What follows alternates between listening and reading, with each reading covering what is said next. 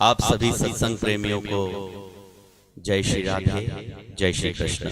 आपने अभी तक हमारे चैनल जय मां ललिता को सब्सक्राइब नहीं किया है तो आज ही सब्सक्राइब करें। नित्य नए प्रवचनों का घर बैठे आनंद लें। वीडियो आपका बन रहा है यूट्यूब में, बार बार देखा जा सकता है। आज से 50 वर्ष बाद भी अगर आपके बेटे पोते देखना चाहें तो आपको देख सकते हैं। दूसरे चैनलों में जो कथाएं आती हैं वो तो जब तक कथा चलती है तभी तक दिखेगी, लेकिन ये जो चल रही है 50वें वर्ष बाद भी अगर देखना चाहेंगे देखेगी। इसलिए इसके सदस्य बने। हम चल रहा है धन त्रयोदशी और दीपमालिका।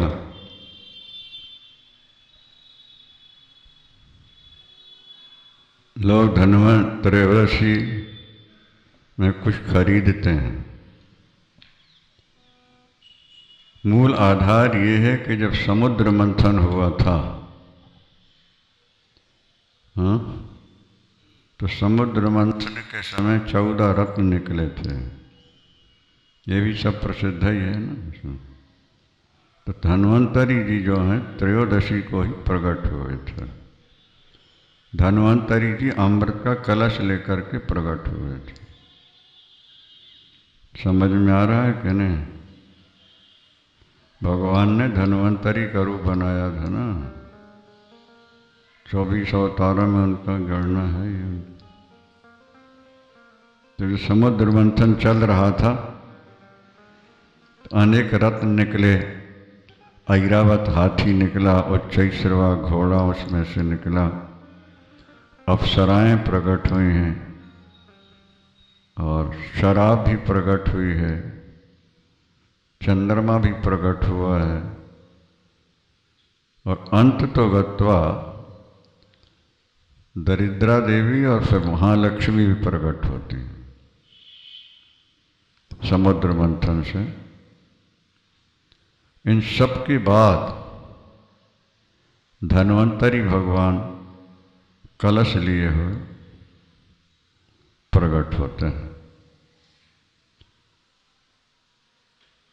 तो ये मान्यता है ऐसी कि धन्वंतरि धन त्रयोदशी इसलिए कहा गया ना। धन्वंतरि से धन त्रयोदशी कहा गया। जैसे वो अमृत का कलश लेके निकले और देवताओं का हित हुआ है, तो धन त्रयोदशी को बर्तन खरीदने का भी महत्व है। कोई नया बर्तन, तो और भी बहुत चीज़ें जो खरीदी जा सकते हैं, तो उससे लक्ष्मी की कृपा होती है, धन धान्य की वृद्धि होती है। इतना होता धन्वंतरि त्रयोदशी को लोग बड़े चाव से भाव से मनाया करते हैं। दिवाली भी इसलिए मनाते हैं कि दीपावली के दिन ही महालक्ष्मी प्रकट हुई थी। महालक्ष्मी ने भगवान विष्णु का वर्ण किया था, इसलिए दीप मालाएं जलाई जाती हैं। नहीं समझ में आ रहा? दरिद्रता का निष्कासन हो, निकल जाए और लक्ष्मी शुभ चीज़ें हमारे घर आएँ, इसलिए घर घर दीप जलते हैं, खुशियाँ मनाते हैं। और इस वर्ष तो पटाखे बंद कर दिए हैं सरकार ने बहुत सारे शहरों में। तो दीप जलाना बना तो नहीं किया ना। अच्छा, तो दीप जलाना है। महालक्ष्मी का पूजन करना चाहिए। जो व्यक्ति धन त्रयोदशी के दिन कुछ खरीदते हैं और जो महालक्ष्मी का पूजन करते हैं, उनके घर में लक्ष्मी का निवास होता है और दरिद्रता दूर भागती है। परंपरा चली आ रही है। कहते हैं भगवान राम भी जब लौट के आए हैं, है ना, तो उनकी खुशी में भी दिवाली मनाई गई है।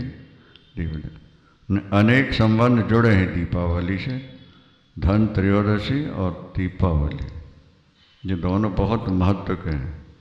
और कार्तिक मास में लिखा है कि अगर व्यक्ति कार्तिक मास में सूर्योदय से पहले स्नान करे, सूर्योदय से पहले स्नान, तो 4 वेदों में जितने मंत्र हैं वो सब जल में रहते हैं। और जो सूर्योदय से पहले स्नान कर लेता है वो चारों वेदों के मंत्र से मिश्रित जल का स्नान का फल प्राप्त कर लिया करता है। ये कार्तिक मास में बात आई है।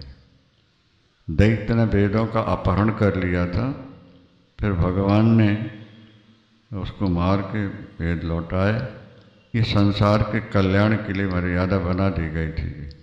कार्तिक मास में सूर्योदय से पहले अच्छा स्नान हो जाना चाहिए। दीपावली, धनत्रयोदशी से लेके दीपावली से लेके एकादशी तक जो मंत्र का जप करते हैं उससे मंत्र जागृत हो जाया करते हैं। ये भी एक मर्यादा है शास्त्र। सोए हुए मंत्रों को जगाना हो तो मंत्र भी सोए हुए हैं, कीलित हैं भगवान शंकर के द्वारा। इन दिनों में मंत्रों को सिद्ध किया जाता है। मंत्र सिद्ध हो गया है कैसे पता लगे? बोले अपनी इच्छाएं पूरी होने लगे, सदिच्छाएं, तो मानना चाहिए कि मंत्र हमारा जागृत हो गया हो।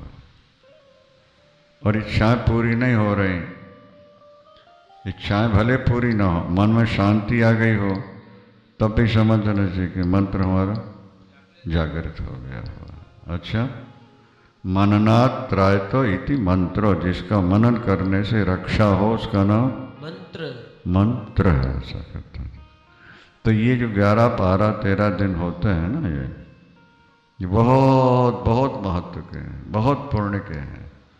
इनमें सूर्योदय से पहले स्नान करना, तुलसी का पूजन करना, भगवान की तुलसी चढ़ाना, व्रत रखना, दान करना, कथा सुनना, ये सब बहुत पुण्य का होता है। तो आप लोगों के लिए तो सौभाग्य है कि कार्तिक मास पूरा कथा में निकल रहा है।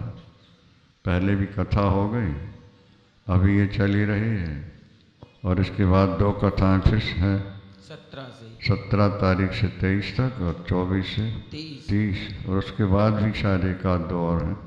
तो कहने का अभिप्राय यही है कि कार्तिक मास बहुत ज़्यादा श्रेष्ठ माना गया शास्त्रों में। वैसे 4 मास 12 महीने में 4 मास विशेष फलदायक होते हैं। कार्तिक, माघ, वैशाख, श्रावण। कितने हो गए? हर 2 महीने के बाद 1 महीना जो आता है वो परम पूर्ण में माना जाता है। जैसे कार्तिक है ना, मार्गशीर्ष और पौष छोड़ दो तो फिर माघ आ जाएगा, फाल्गुन चैत छोड़ दो तो बैसाख आ जाएगा, जेठ आषाढ़ छोड़ो तो श्रावण आ गया, और श्रावण से भाद्रपद आश्विन छोड़ दो तो कार्तिक आ गया। ये दोनों चारों महीना जो है बहुत ज़्यादा पुण्य के माने जाते हैं। और चारों महीनों में अलग अलग प्रकार के पूजन और पाठ का विधान शास्त्रों में है। इस समय धन्वंतरी, त्रयोदशी, कलश। अच्छा, ये कामना करनी कि हमारे जीवन में अमृत नाम ईश्वर का है। क्या वो अमृत था जिसे देवताओं ने पिया है, और दूसरा अमृत है ईश्वर जो हमारे अंदर प्रवेश कर जाए। इसलिए ये पर्व मनाए जाते हैं। सबको मिलकर इनका पालन करना चाहिए। अभी तक नहीं कर पाए, अब त्रयोदशी से शुरू कर दें पूर्णिमा तक, तब भी बहुत। पंचभीखम भी इसमें होती हैं, 5 दिन दीपक जलाए जाते हैं एकादशी से पूर्णिमासी तक। वो भी कार्तिक मास का विशेष महत्व कहलाता है। इनका पालन करना बहुत अच्छी बात है।